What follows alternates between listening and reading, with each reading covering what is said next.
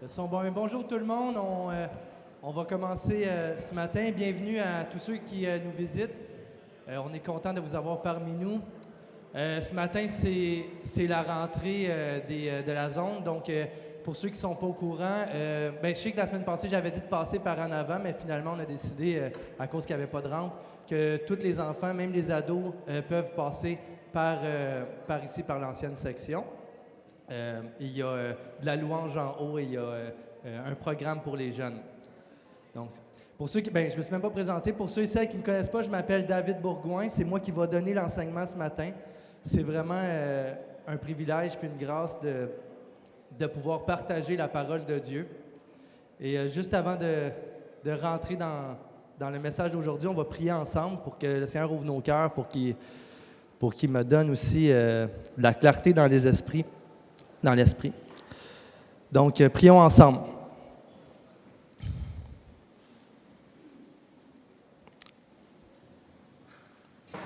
Seigneur, on est reconnaissant de ce que tu fais dans nos vies. On est reconnaissant de ce que tu fais, Seigneur, sur la terre. On voit, Seigneur, que tu es intervenu. Et on voit, Seigneur, que tu as aimé et que tu aimes ta création.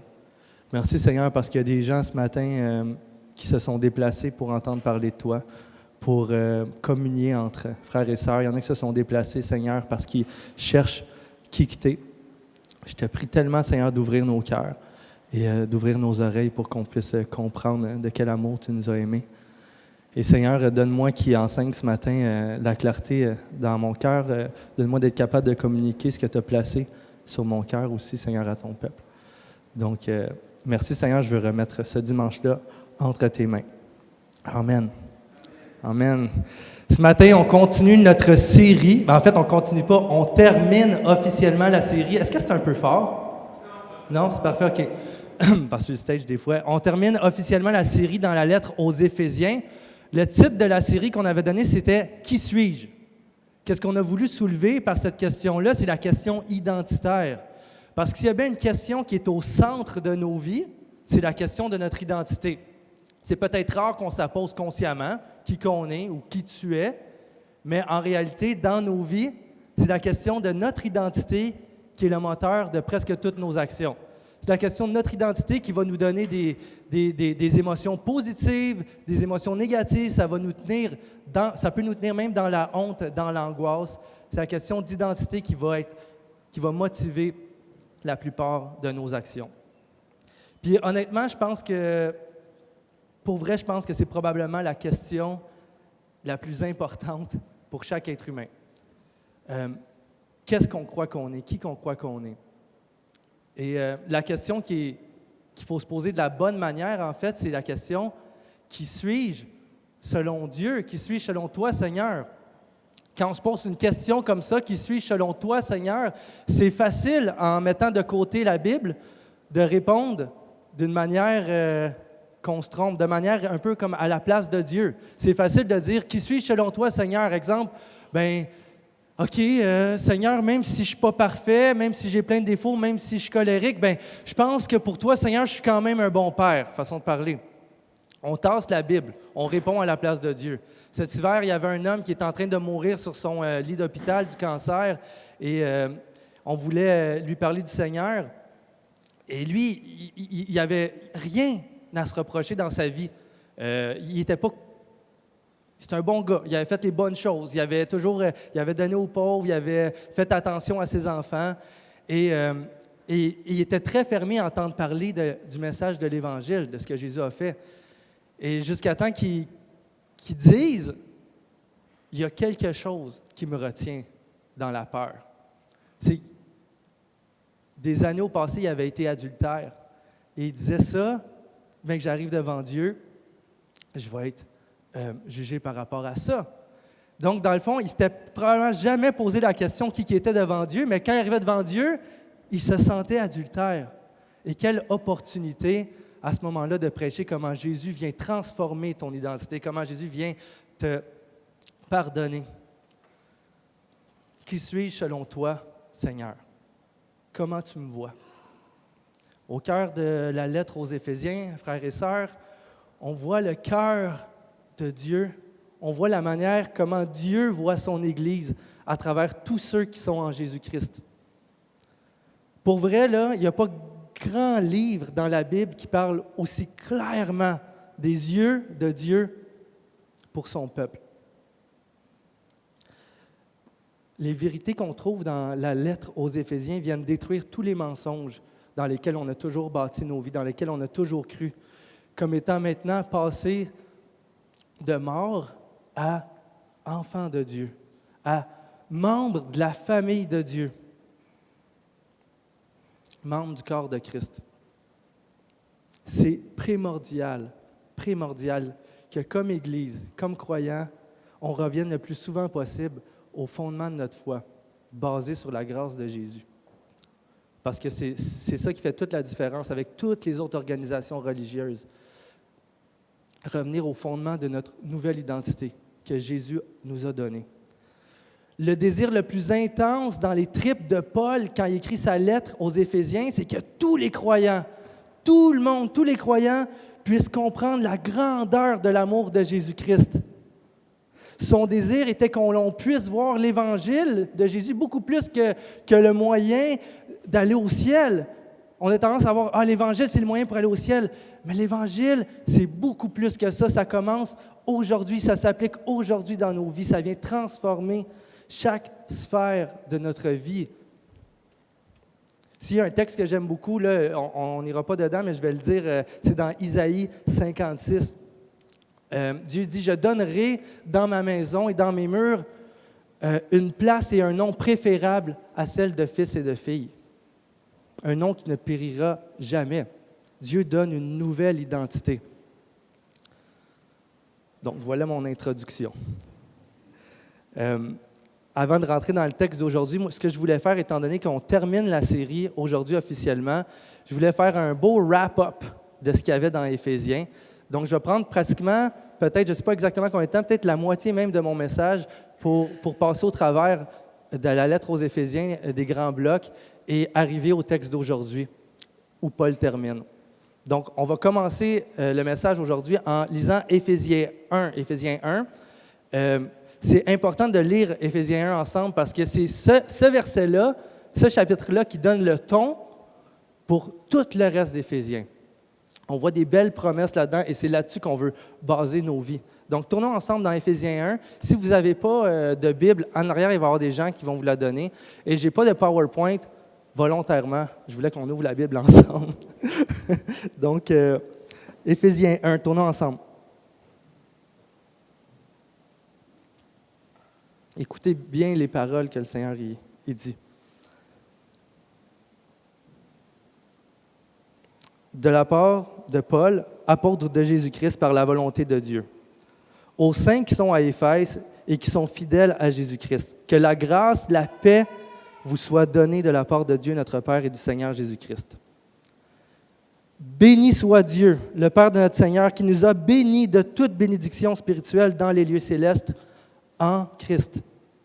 En lui, Dieu nous a choisis avant la création du monde pour que nous soyons saints et sans défaut devant lui.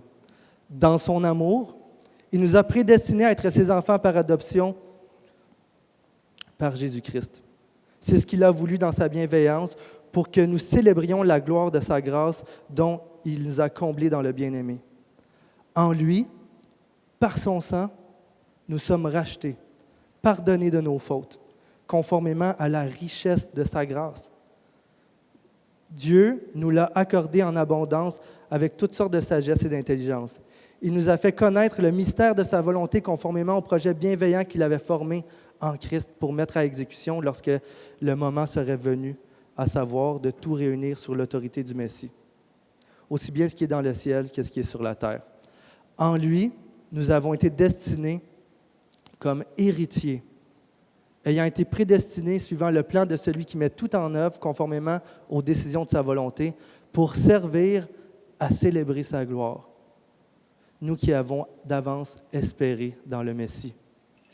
En lui, vous aussi, après avoir entendu la parole de vérité, l'Évangile qui vous sauve, en lui vous avez cru et avez été marqués de l'empreinte du Saint-Esprit qui avait été promis. Il est le gage de notre héritage, en attendant la libération de ceux que Dieu a acquis pour célébrer sa gloire. C'est des belles promesses. 5 promesses. 5 promesses. En Jésus, Dieu nous rend saints.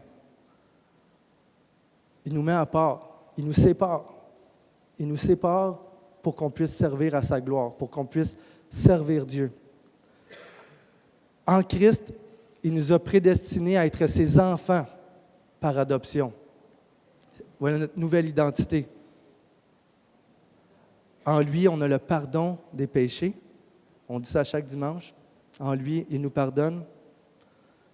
En lui, nous sommes héritiers de Dieu. Imaginez-vous, héritier de Dieu.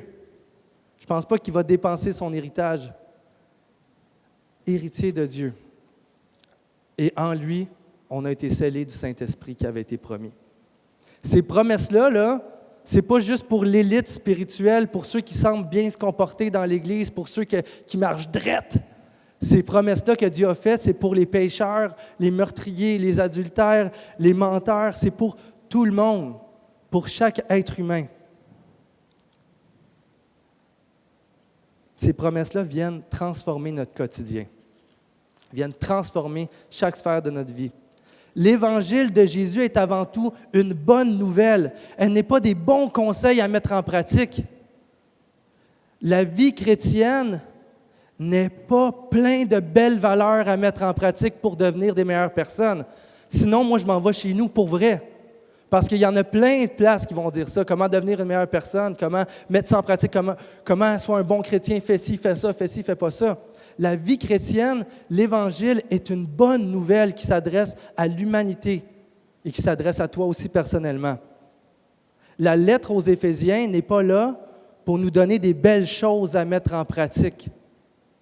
Ces choses-là qu'on a lues et qu'on va lire ont été écrites pour que nous sachions qu'à travers l'œuvre de Jésus-Christ, nous avons le privilège d'avoir accès à une vie renouvelée pour la gloire de Dieu. Tu sais, une vie renouvelée. Il va faire un message sur vie renouvelée tantôt, Alex. Avoir une vie renouvelée en Jésus. Et c'est ça qu'on a vu dans les dernières semaines. Toute l'épître qu'on a vu, suite à ça, suite aux promesses, on voit l'apôtre Paul a donné un code d'éthique. Comment se comporter. Je ne sais pas ceux qui étaient présents depuis quelques semaines, mais pour vrai, on a vu tout un code d'éthique. Là. Comment faire ci, comment pas faire ça, comment faire ci, comment pas faire ça. L'application dans nos vies. Et c'est important de voir ça pas comme des règlements, mais plutôt comme, maintenant que Dieu t'a sauvé, voici comment l'Évangile vient dans ton lieu de travail, comment l'Évangile vient dans ton foyer, comment l'Évangile vient dans ton couple, comment ça transforme nos vies. C'est ça la vie chrétienne. On ne met pas des choses en pratique pour être acceptés. Nous sommes acceptés et ça nous transforme. Ça transforme toutes les sphères de notre vie. Si avant vous marchiez dans l'orgueil, maintenant, marchez humblement. Avec patience. Si vous étiez individualiste, maintenant, soyez un avec le corps de Christ, soyez membres les uns les autres. Maintenant que vous connaissez Christ, revêtez-vous de l'homme nouveau. On a toutes vu ces choses-là, chaque sphère de la vie humaine, comment l'Évangile vient transformer ça. Ce n'est pas en faisant qu'on a accès aux promesses. Ce n'est pas fait si tu vas être accepté. C'est Dieu, dans son amour, qui nous a acceptés et qui nous libère de nos esclavages pour qu'on puisse le servir. Et moi, depuis qu'on a lu ça, Éphésiens, on a tout mis en pratique, j'imagine. On a commencé à mettre toutes les choses en pratique. On a changé. On est rendu complètement saints. Je parle comme ça parce que je sais qu'on a bien beau lire la Bible puis essayer plus fort dans nos efforts. Souvent, on retourne à notre ancienne personne. On retourne dans nos vieilles luttes puis on tombe. Comment ça se fait que malgré que je crois dans les promesses, malgré que tu crois dans les promesses, toi qui es assis, malgré que c'est ton seul espoir, malgré ça, malgré que tu as saisi ta nouvelle identité, tu tombes encore, aujourd'hui et demain. Et la semaine passée, avec Zach, on a vu qu'une des réponses à cette question-là, pourquoi on continue de lutter et continue de tomber, c'est qu'il y a une véritable guerre spirituelle, que le véritable ennemi, il est invisible. Il y a un ennemi déterminé à freiner notre marche avec le Seigneur, à nous écarter de l'Église. Il y a un ennemi qui est là, qui haït l'Église, parce qu'elle est à l'image de Jésus-Christ. Et c'est ça qu'on a vu la semaine passée. Jésus ne nous a pas laissés orphelins. Il nous a donné son esprit. Il nous a donné des armes spirituelles pour qu'on puisse se battre. Et pour conclure sa lettre, l'apôtre Paul va nous dire dans quelle attitude de cœur on va se battre. Dans quelle attitude de cœur on va aller au travail le matin, qu'on va se lever le matin, qu'on va se coucher, quand on va être à l'épicerie, quand on va être à l'église ici dans le bâtiment, quand on va être en train de prendre une marche dans la forêt, quand on va être sur la rue, quand on va être dans la piscine. Dans quelle attitude nous nous battons? Et on va tourner ensemble dans le texte d'aujourd'hui, finalement, qui est Éphésiens 6, 18 à 24. Tournons ensemble.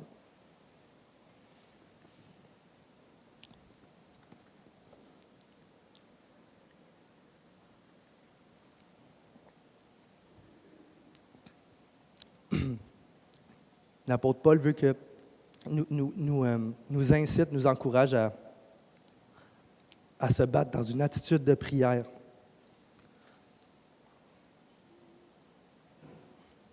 Je ne trouve pas. OK. Excusez. Éphésiens 6, 18 à 24. Faites en tout temps par l'Esprit toutes sortes de prières et de supplications. Veillez à cela avec une entière persévérance en priant pour tous les saints.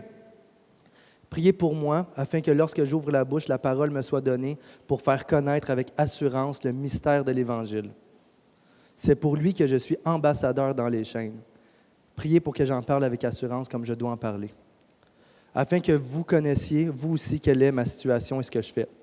Tychique, le frère bien-aimé, qui est un fidèle serviteur dans le Seigneur, vous informera de tout. Je l'envoie express vers vous pour que vous ayez de bonnes nouvelles et pour qu'il réconforte vos cœurs.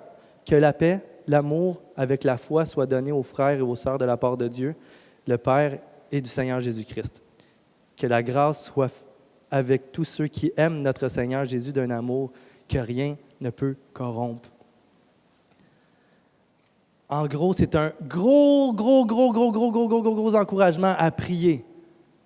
À prier. Prier par l'Esprit. Prier par l'Esprit. Quand j'ai lu ça la première fois, là, je cherchais quelque chose de tellement profond. C'est quoi la prière par l'Esprit? Est-ce que je fais la prière par l'Esprit? C'est-tu la prière en langue? Est-ce que c'est quand l'Esprit rentre en moi puis que là, je pousse une prière qui est tellement remplie d'Esprit Saint? Et je veux vraiment pas écarter ça de la main. Je pense que l'Esprit agit encore comme ça aujourd'hui. Mais je pense qu'à cet endroit précis-là dans la Bible où est-ce que Paul dit prier par l'Esprit, il ne veut pas dire ça. Je cherchais quelque chose de mystique, comme de mystérieux. C'est quoi la prière par l'Esprit?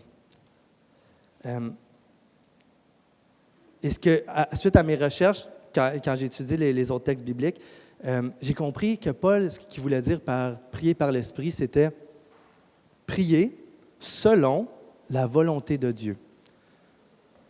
Que l'Esprit Saint soit la source de nos prières.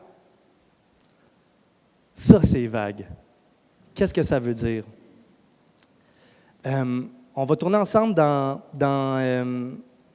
c'est dans Luc 16, au chapitre Luc 16, 17. Qu'est-ce que ça veut dire, prier par l'Esprit?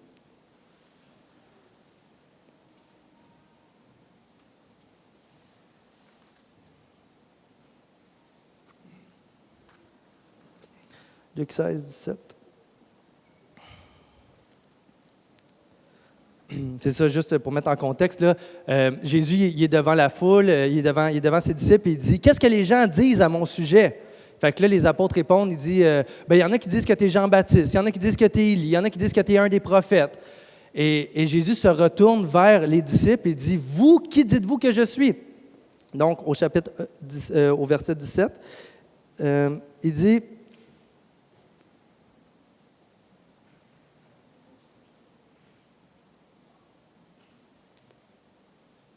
oh, je me suis trompé, ça là, c'est bien moi ça.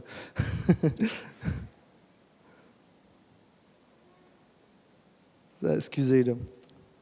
Bref, excusez, j'ai pas le bon, je parle plus avec la nervosité. Bon, c'est ça, excusez-moi. Ça m'arrive tout le temps. Bref, Jésus, il est écrit ici, là, il se retourne vers les disciples et dit, « Qui dites-vous que je suis? » Et Pierre, il dit, « Tu es le Christ, le Fils de Dieu. » Fait que Jésus a repris la parole, il a dit, « Tu es heureux, Simon-Pierre. » Il dit, « Car ce ne sont pas la chair et le sang qui t'ont révélé ces choses, mais c'est mon Père qui te l'a révélé. » Quand tout le monde essaie de réfléchir avec leur propre intelligence sur qui est Jésus, avec leur propre conception, leur déduction, leur propre intelligence. Mais nous, si nous pouvons dire que Jésus est le Messie, le Christ, ça ne vient pas de nous. C'est Dieu qui nous le révèle. Un texte plus clair, que je ne me suis pas trompé, dans 1 Corinthiens 12. Allez-y ensemble, on va y aller ensemble. 1 Corinthiens 12.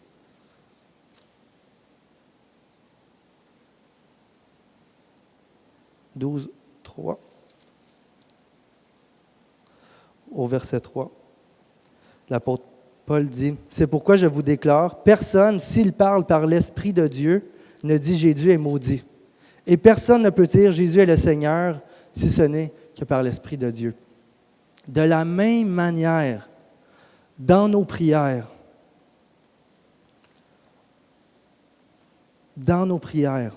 on ne peut pas déclarer des choses sur le Messie, confesser que Jésus est roi si c'est l'Esprit de Dieu. Donc, la prière dans l'Esprit, c'est enligner nos cœurs avec la volonté de Dieu. C'est enligner notre prière avec ce que Dieu veut. Et comment faire ça exactement? Comment on enligne nos cœurs avec la volonté de Dieu? Peut-être qu'il y en a qui peuvent trouver que ça semble prétentieux de dire que nous pouvons savoir qu'est-ce que Dieu veut pour les hommes. Mais je suis tellement heureux de dire non. C'est pas prétentieux. On peut avoir la certitude, savoir qu'est-ce que Dieu veut pour les êtres humains. Je ne vais pas passer dans les textes, mais la Bible parle clairement sur c'est quoi la volonté de Dieu. Dans Jean, il dit dans l'Évangile de Jean, il dit la volonté de mon Père, c'est que quiconque voit le Fils croit en lui qui est la vie éternelle. On sait que ça, c'est la volonté de Dieu. On sait que Dieu veut que tous parviennent à la repentance et que tous les hommes soient sauvés. C'est dans la lettre de Pierre. On sait qu'au travers de la prière du Notre Père, on sait qu'il veut que son nom soit sanctifié, que son nom soit connu sur toute la terre. Un autre texte, on sait que dans Luc, il dit « La moisson est grande ». Donc Jésus nous commande de prier le maître de la moisson, Dieu, qu'il envoie des ouvriers dans la moisson. Donc, il y a, je ne sais pas combien de textes, je n'ai pas fait de recherche exhaustive sur savoir combien de textes nous parlent de la volonté de Dieu pour les hommes, mais elle est claire dans la Bible. Elle est claire. Nous, maintenant, prière par l'Esprit, enligner nos cœurs avec la volonté de Dieu. Parce que si tu as rencontré notre Seigneur, dans ton cœur, il y a quelque chose de mystérieux quand même qui se passe, c'est que tu as aussi un amour pour Dieu. Tu as aussi une volonté que d'autres viennent au Seigneur. Et ça ne vient pas de nous. Et quand on se courbe dans la prière, on est en train de déclarer notre dépendance. On vient s'enlever un fardeau de ses épaules. On enlève le fardeau de la pression humaine et on dit, Seigneur, nous n'avons aucun pouvoir. On déclare notre dépendance envers Dieu. Contrairement à toi, Seigneur, je n'ai pas le contrôle de sauver telle personne, de guérir telle personne. Je n'ai pas ce contrôle-là, mais toi, tu l'as. Dans un bon sens, la prière, quand on se courbe dans la prière, l'action de prier, ça vient nous humilier. Ça nous ramène au rang d'enfant de Dieu. Mais pas humilier, genre à une cour d'école, tout le monde rit de toi. Ça vient enlever l'orgueil. La prière dans l'esprit. Je vais en profiter tout de suite pour faire une courte parenthèse et vous dire qu'est-ce que la prière n'est pas. La prière n'est pas une manière de manipuler Dieu. Souvent, je me suis surpris moi-même à prier comme ça, prier avec foi. Et là, je dis, hey, j'étais tellement sincère, j'ai demandé telle chose à Dieu et mon cœur était bon devant Dieu. Je sais que je n'avais pas aucune mauvaise pensée derrière ça et mon désir était vraiment ça. Donc, Dieu va répondre favorablement à cette prière-là, comme si ma prière pouvait manipuler Dieu. La prière n'est pas une manière de manipuler le Seigneur. Une autre affaire qui est peut-être plus répandue, la prière n'est pas un accès superstitieux au monde spirituel. Comme si par une formule de prière, par exemple, moi j'ai grandi dans le milieu catholique, il y a beaucoup de neuvaines, beaucoup de prières à réciter, et ces prières-là te garantissent quelque chose comme que si le Seigneur était obligé de répondre. Tu avais accès au monde spirituel par des formules de prière. Je me fais demander régulièrement, je me fais demander, quelle prière je dois dire là, dans cette situation-là? Là, as-tu une prière qu'il faut que je récite? La prière par l'Esprit, ce n'est pas une formule à réciter. C'est un cœur tourné vers Dieu selon la volonté de Dieu.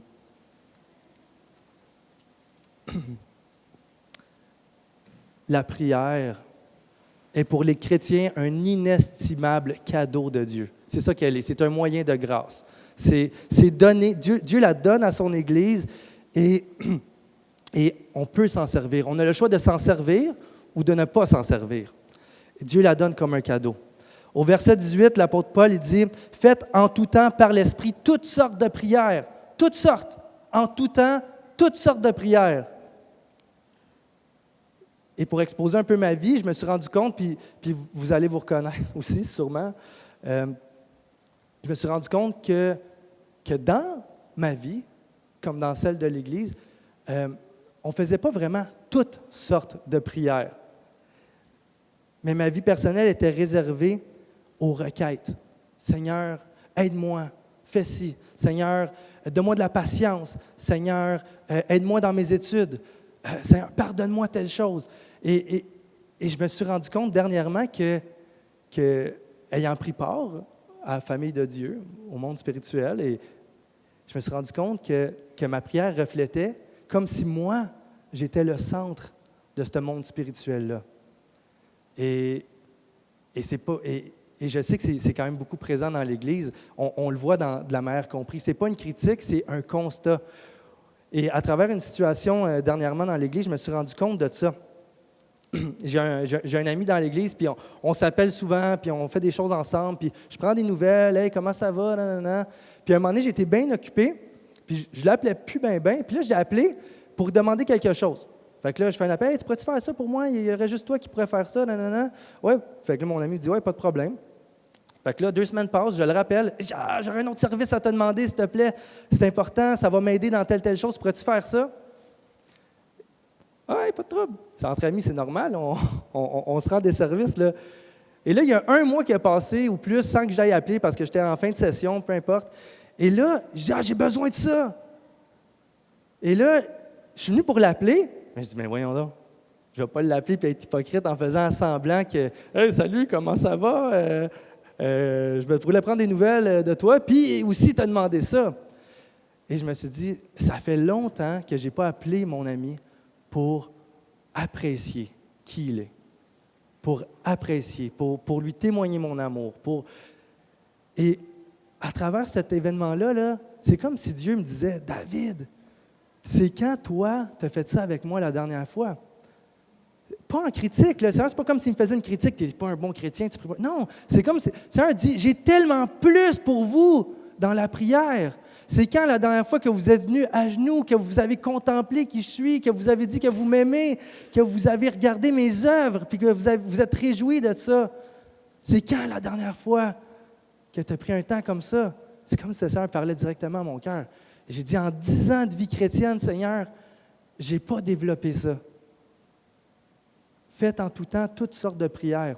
Oui, les requêtes, le Seigneur veut qu'on s'avance avec nos requêtes, la Bible est claire là-dessus, mais toutes sortes de prières. Des louanges, comme je dis, des louanges. On était dans mon groupe Connexion il y a une couple de semaines, puis on est dans la véranda et on est en train de parler de l'évangélisation, comment le Seigneur transforme nos vies, et comment qu'on a de la misère des fois à parler de l'Évangile. Et là, c'était full sérieux là, ce qu'on parlait, là, full profond. Et là, on a le coucher de soleil dans ma cour, et là, le soleil a comme éclairé le ciel, c'est comme devenu de l'or. C'était tellement beau. On a arrêté de parler, on est sorti dehors. On a contemplé ce que Dieu a fait, il est en train de faire, parce qu'il est en train de le faire pour nous. Et on a pu faire des prières d'adoration. Et c'est tellement riche pour notre âme, ça nous nourrit ça aussi. On va lire puis je ne veux pas juste le dire de même, on va lire le psaume 8 ensemble. Où est-ce que le roi David, il fait une prière d'adoration. Puis il y en a plein. Si vous voulez voir les modèles de prière, toutes sortes de prières et de supplications, là, le bon livre pour nous enseigner, c'est vraiment le livre des psaumes, où est-ce qu'on voit le roi David qui déverse son cœur, soit dans la colère, soit dans la joie, soit dans l'anxiété devant Dieu. Donc, psaume 8.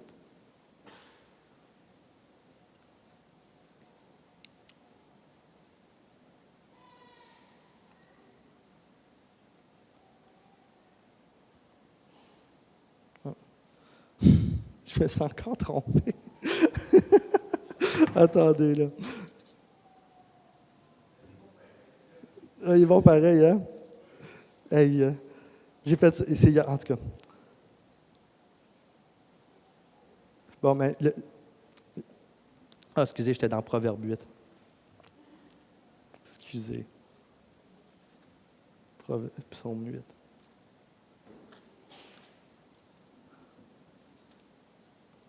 Psaume 8. Au chef des chœurs, psaume de David. Éternel, notre Seigneur, que ton nom est magnifique sur toute la terre. Ta majesté domine le ciel. Par la bouche de tes enfants et des nourrissons, tu as fondé ta gloire pour confondre tes adversaires, pour réduire au silence l'ennemi, l'homme avide de vengeance. Quand je contemple le ciel, œuvre de tes mains, la lune et les étoiles que tu as placées, je dis, qu'est-ce que l'homme pour que tu te souviennes de lui, et le Fils de l'homme pour que tu prennes soin de lui? Tu l'as fait un peu inférieur à Dieu et tu l'as couronné de gloire et d'honneur. Tu lui as donné la domination sur ce que tes mains ont fait. Tu as tout mis sous ses pieds, les brebis comme les bœufs et même les animaux sauvages, les oiseaux du ciel et les poissons de la mer, tout ce qui parcourt les sentiers des mers. Éternel notre Dieu, que ton nom est magnifique sur toute la terre. On lit dans les psaumes, mais je vous invite à vous aussi vous arrêter dans vos prières et se rappeler de ce que Dieu fait. Oui, des requêtes, oui, des prières de louange. Il y a de la place pour tout dans notre vie de prière. L'apôtre Paul dit de veiller à cela avec une entière persévérance. Entière persévérance. Vous voulez que je vous dise ce que ça veut dire, une entière persévérance? Je suis allé dans une couple de synonymes de persévérance. Là. On veille à cela, à la prière, avec acharnement, avec constance, avec détermination, avec entêtement, avec fermeté, avec assistance, avec persistance, avec résolution. Pourquoi? On a une nouvelle tête, on a des nouveaux genoux pour prier. L'apôtre Paul dit, veillez à ça avec une entière persévérance. S'il y a quelque chose qu'on apprend dans la vie chrétienne, c'est à diriger nos paroles, choisir nos paroles. Quand nous voulons parler à quelqu'un, on veut choisir nos paroles, on change notre manière d'être. Dieu nous apprend à diriger nos paroles. Dieu nous apprend à diriger nos yeux aussi. Quand on se promène, on dit, bon, je regardais là avant, maintenant, Seigneur, que je suis une nouvelle personne, je vais diriger mon regard par là à place parce que je veux marcher en réponse à ton amour. Et on apprend à diriger nos pensées. Et la prière est un beau cadeau pour qu'on puisse diriger nos pensées. On a tellement été habitués à laisser nos pensées vaguer n'importe où. Juste le fait d'être né dans une société où est-ce que la consommation matérielle est super valorisée, où est-ce que tu es quelqu'un quand tu as beaucoup de choses, on va se coucher le soir, on va penser au prochain voyage qu'on va faire, on va penser au char qu'on va acheter, ou on va penser à la fille qu'on a rencontrée au dépanneur. Et là, on va vaquer à plein de choses, et notre esprit va errer Et l'apôtre Paul dit, non, non, soyez focus, dirigez vos pensées, priez en tout temps. On apprend à diriger nos pensées. Moi, ça m'aide vraiment beaucoup, en tout cas. Quand je vis de l'anxiété ou des fois, je sais que quelques personnes font de l'insomnie ici, là, tu te réveilles dans la nuit et là, ton anxiété prend le dessus et ton esprit commence à vaquer. Et là, tu penses à telle affaire. Non, non, persévère. Prie dans ce temps-là. Prie pour les saints, comme il dit. Prie pour les croyants. Prie pour plein de choses. Rends gloire à Dieu. Va-t'en dans la prière. Dirige tes pensées. Soyez focus. C'est ça que l'apôtre Paul dit. Soyez focus, il y a une guerre spirituelle. Et c'est pour ça que Paul précise une sorte de prière en particulier dans son texte. Il dit « Priez pour tous les saints ». Et quand je dis « prier pour tous les saints », ce n'est pas prier pour Saint-Antoine de Padoue ou Saint-Émilie d'Énergie dans la Naudière. Les saints, c'est comme on a vu tantôt, c'est tous ceux qui ont placé leur foi en Jésus. C'est tous ceux qui croient dans l'œuvre de Jésus à la croix. Priez pour les saints, à cause de la guerre spirituelle. Tous les croyants ici ont les mêmes luttes ou ont des luttes comme toi. Tous les croyants ici luttent avec quelque chose dans leur vie, comme toi. Tous les croyants ici, avec tout le bon désir qu'on a de marcher avec le Seigneur, d'avancer la tête droite et haute et de ne pas tomber, tombons comme toi. Et ça nous attriste, comme toi. L'apôtre Paul dit, priez pour les uns pour les autres. Priez à cause de la guerre spirituelle. Tous les croyants sont dans la même guerre que toi.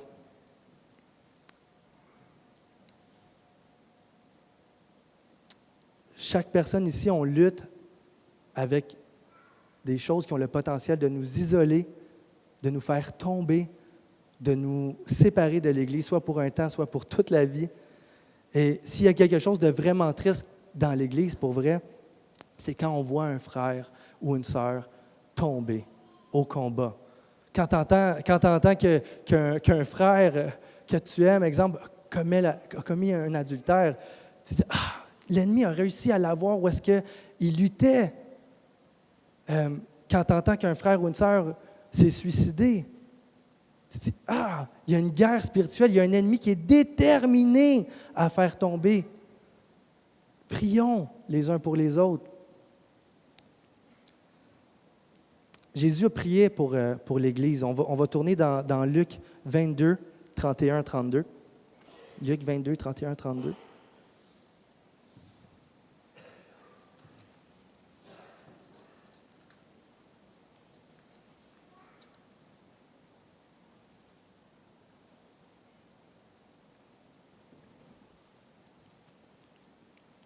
Le Seigneur dit, « Simon, Simon, Satan vous a réclamé pour vous passer au crible comme le blé.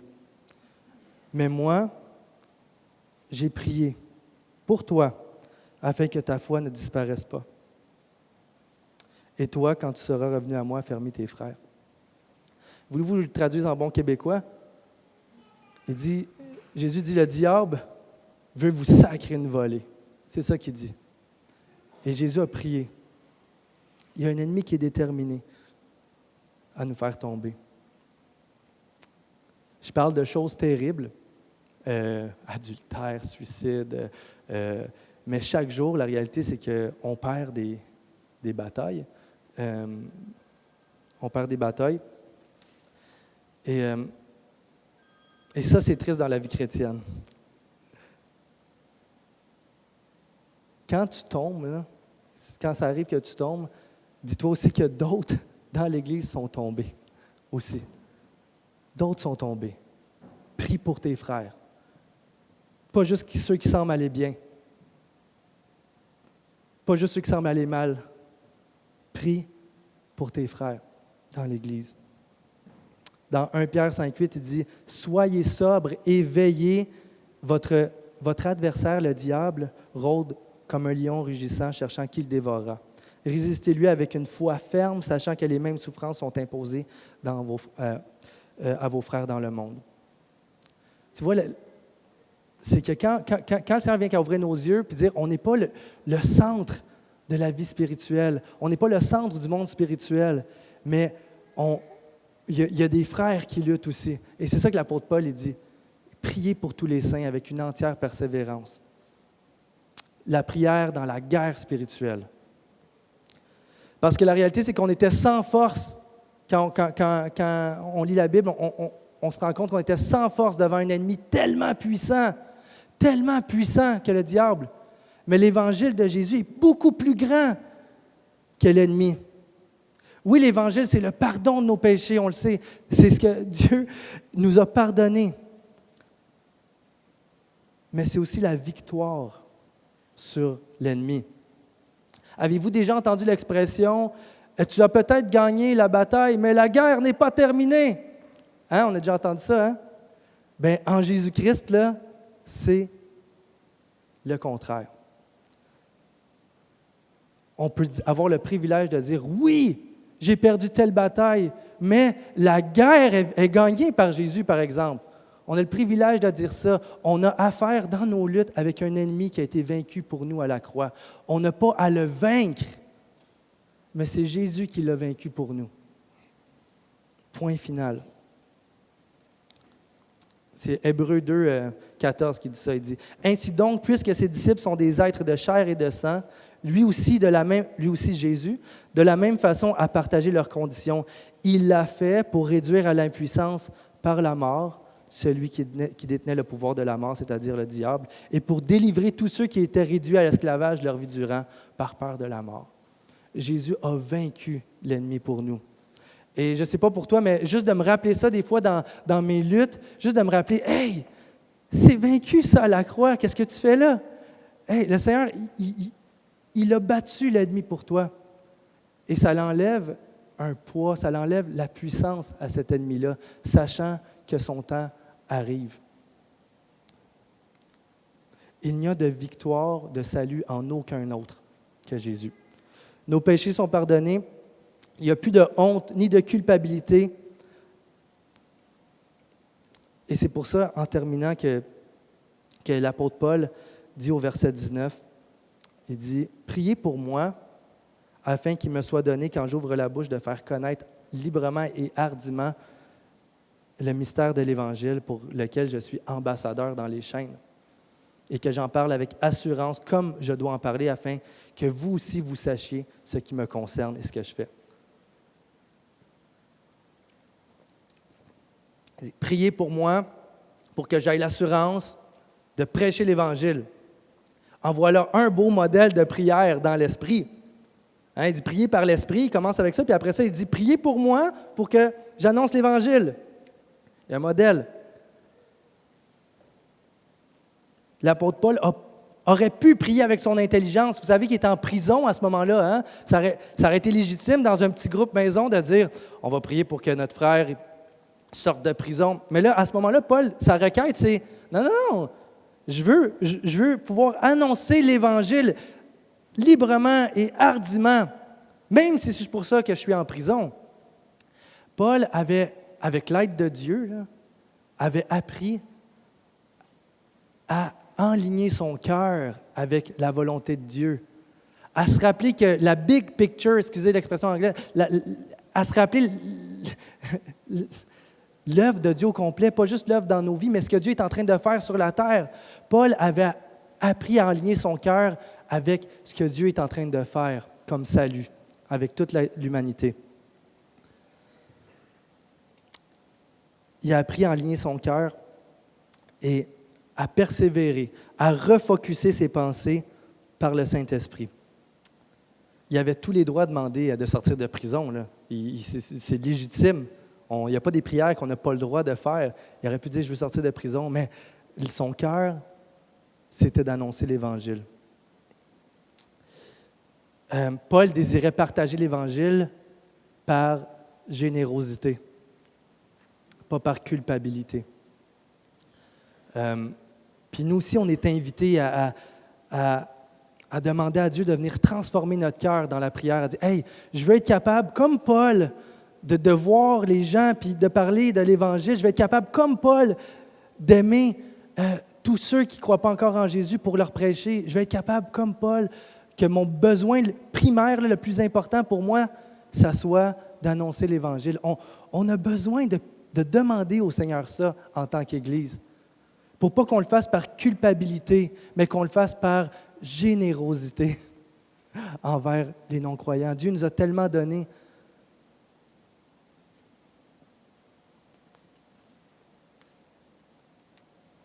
C'est ça que je trouvais spécial aussi, une petite réflexion avant de terminer. Paul était dans les chaînes, il était enchaîné en prison, mais l'Évangile, elle, n'est pas enchaînée. Il dit, même si je suis enchaîné, l'Évangile n'est pas enchaîné. Et souvent dans ma vie, je me rendais compte que moi, je mettais des chaînes à l'Évangile. Souvent, le Seigneur m'avait ouvert une porte et par peur, par crainte, par manque d'assurance dans la guerre spirituelle, justement, je mettais des chaînes. Et je ne parlais pas de l'Évangile quand le Seigneur m'invitait à prendre part à ça. Paul lui dit non. Il dit, moi, je suis dans les chaînes, l'Évangile n'est pas enchaîné. L'ennemi est vaincu. Et ça va faire son œuvre. Donc, je vais terminer ici. 2 encouragements, OK, en finissant, qui font peur. 2 encouragements qui font peur. Là, je vais mettre la barre haute, ça va être moins pire après. OK? Puisqu'on termine notre série dans Éphésiens, OK? Qu'en diriez-vous si, cette semaine, chacun de nous relisait Éphésiens au complet, en 2 shots, mettons.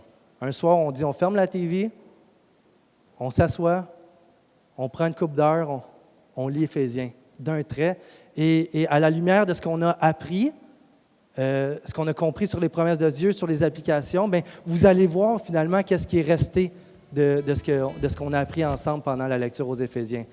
Fait que je sais que je lance ça un dimanche matin puis que j'ai pas tant d'attentes, mais pour vrai, c'est un vrai encouragement qu'on le fasse ensemble cette semaine. Qu'on s'assoie et qu'on lise Éphésiens au complet ensemble. Si c'est trop dur pour toi de le lire en 2 shots, fais-les en 3. OK? En 3 shots, ça va être correct. Parce que tu vas voir l'ensemble du livre, comment il est fait. Et l'autre encouragement qui fait vraiment peur, que moi j'ai peur à chaque fois que je prie ça, je vous encourage à prier que le Seigneur vienne nous montrer l'amour de Jésus-Christ, qu'il vienne nous montrer la grandeur de sa grâce, puis qu'il nous utilise pour parler de lui. Ça fait peur. À chaque fois que je prie ça, là, à chaque fois j'ai peur. Parce que je ne sais pas où est-ce que ça va m'amener. Mais vous savez quoi? On a décidé de marcher avec Jésus. Et on a décidé d'accepter la nouvelle vie qu'il nous donnait. Et développons ça, frères et sœurs, dans nos vies de prière. Développons de dire, Seigneur, change mon cœur. Je veux être capable, comme Paul, de parler. Utilise-moi. Ça, c'est mon encouragement pour vous. Je vais prier en finissant.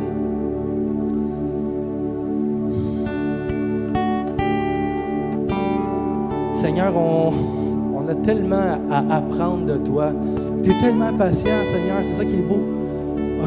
À travers les yeux que tu nous vois en Jésus-Christ, il n'y a pas de honte, de culpabilité d'être poche pour prier, Seigneur.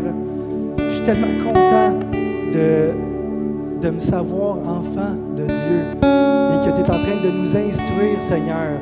Tu es en train de nous montrer que tu as plus pour nous. Tu es en train de nous montrer où trouver notre joie. Et viens, Seigneur, viens défaire les mensonges, viens défaire nos mauvaises habitudes, viens nous montrer tous les aspects de la vie chrétienne basée sur ta grâce. Viens nous montrer comment ton évangile vient dans nos vies et fait la différence. Donne-nous les yeux pour voir la grandeur de ton amour. Et que ça soit un fardeau léger, Seigneur, comme tu nous dis. Merci pour les personnes assises ici. Merci pour la louange qui s'en vient. Merci parce que jusqu'à aujourd'hui, tu changes des vies, tu fais des nouvelles naissances. Je te prie pour des baptêmes, Seigneur, qui viennent. Je te prie, Seigneur, pour les autres églises à Saint-Jérôme aussi, qui puisses prêcher aussi la parole et annoncer ton nom. Amen. Lève-nous ensemble.